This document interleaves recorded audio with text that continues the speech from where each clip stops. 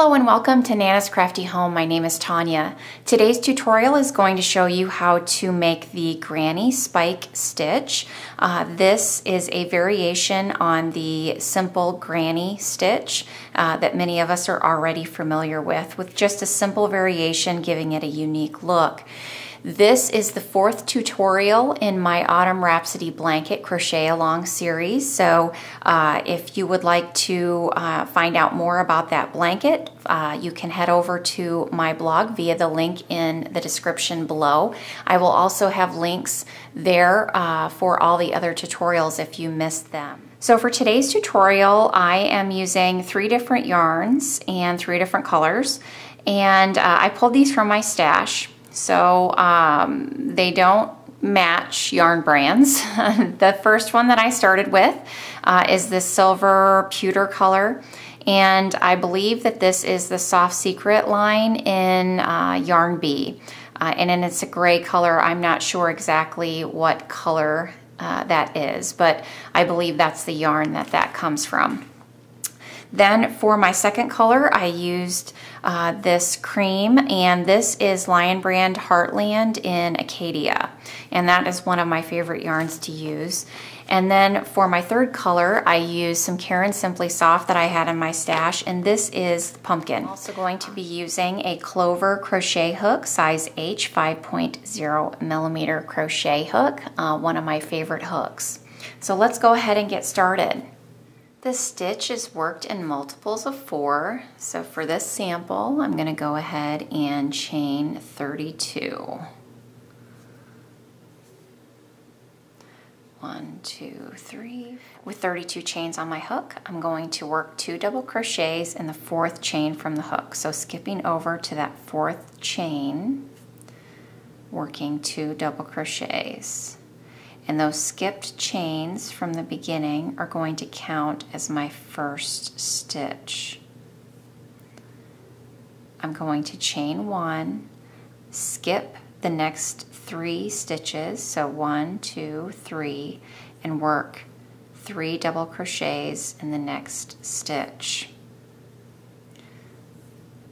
And that is going to be our repeat across this row. I'm going to chain 1,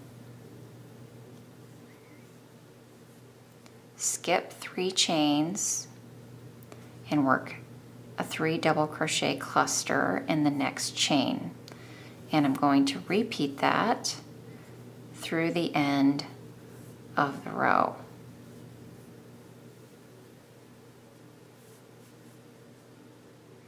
Chain 1, skip 3, 3 double crochets. So I've gotten to the end of my chain here. I'm skipping three chains, and I'm working 3 double crochets in that last chain. And I will have completed this first row. I am going to change to my second color. Turn your work, chain 4. That chain 4 is going to count as your first stitch plus a chain 1. Skip the next 2 stitches, and we're going to be working in this chain 1 space, and you're going to work a double crochet in that chain 1 space. Now I'm going to work a long double crochet, or a spike double crochet as I call it, and that double crochet is going to be worked in a skipped chain from that previous row, and we skipped 3 chains for every one of these spaces. And we're going to work that double crochet in the middle double crochet of those 3 chains. So you're going to want a chain on each end that you're not going to work into. You're going to be working into that middle chain, and you're going to work your double crochet just as normal, but inserting your hook down into that chain, that middle chain from the previous row, working over that chain 1 space, bringing up your work, and finishing your double crochet. Now I'm going to work another double crochet in that same chain 1 space, but that's actually going to be worked the same way I did the first one, and just work it up above into the space, not all the way down into those skipped chains. So what you have is a double crochet on either side of this long spike double crochet stitch, and that double crochet is worked over that chain 1 space.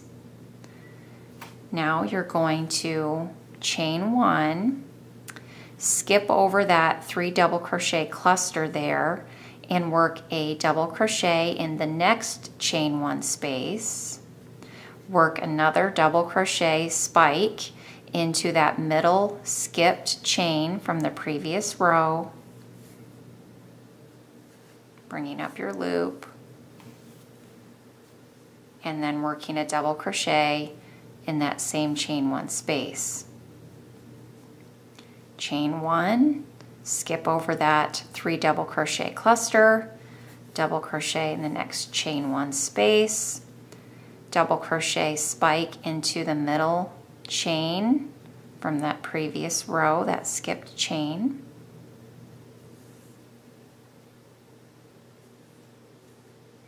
And then double crochet again into that chain 1 space.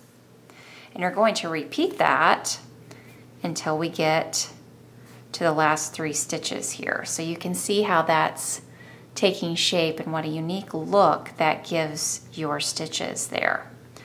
So chain 1, double crochet in that next chain 1 space, double crochet spike,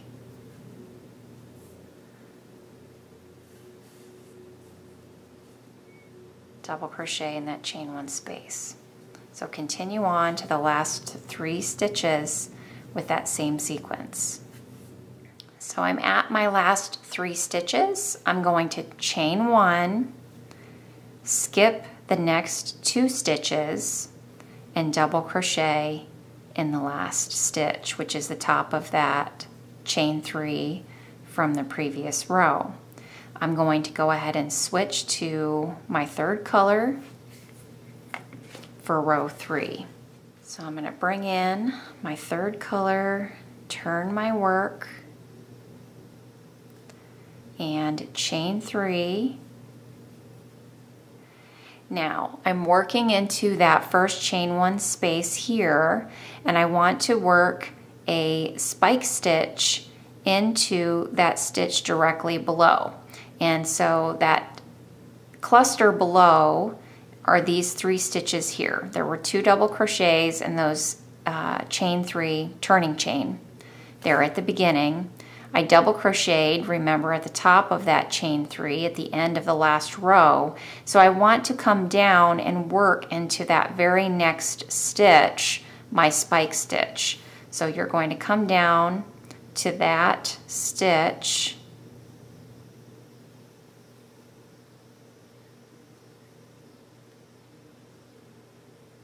and work a spike stitch into it. Then you're going to work a double crochet in that chain 1 space. So that will constitute your first cluster of the spike, and then 2 stitches, 2 double crochets, because that chain 3 will count as your first stitch. Then chain 1, skip over that cluster, double crochet in that next chain 1 space, work a cluster down below into that middle double crochet stitch from that previous row. So instead of working in my chains, now of course I'm going to be coming down and working in the middle double crochet of each of these clusters from the previous row. So coming down, working a spike, and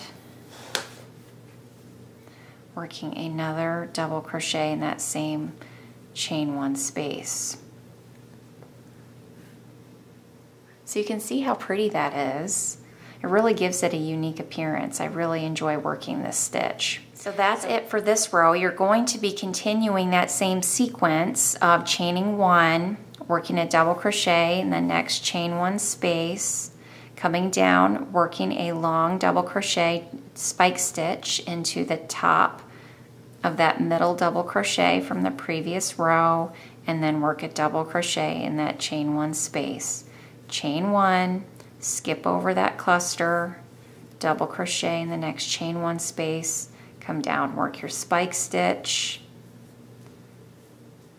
double crochet in the same, chain 1 space, chain 1, and on until we get to the last chain 1 space. When we get to our last chain 1 space, we're going to chain 1, and we're going to work a double crochet into that space, a spike stitch into that last double crochet from the previous row, and then a double crochet in the top of that chain 3 turning chain from the previous row.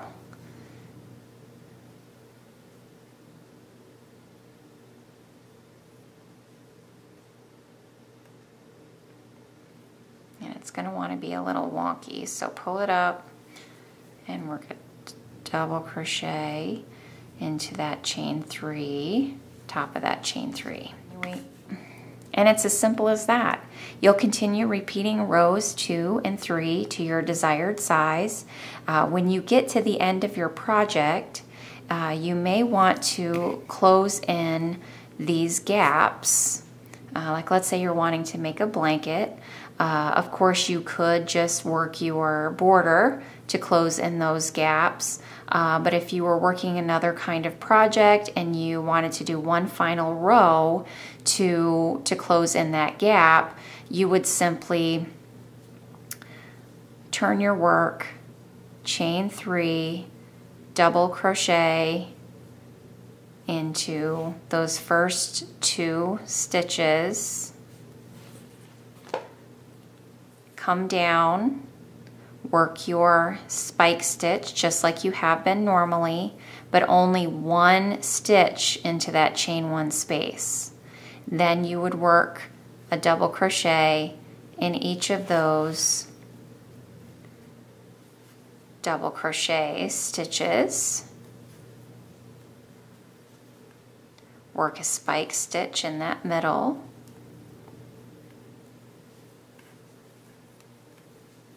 double crochet in each stitch.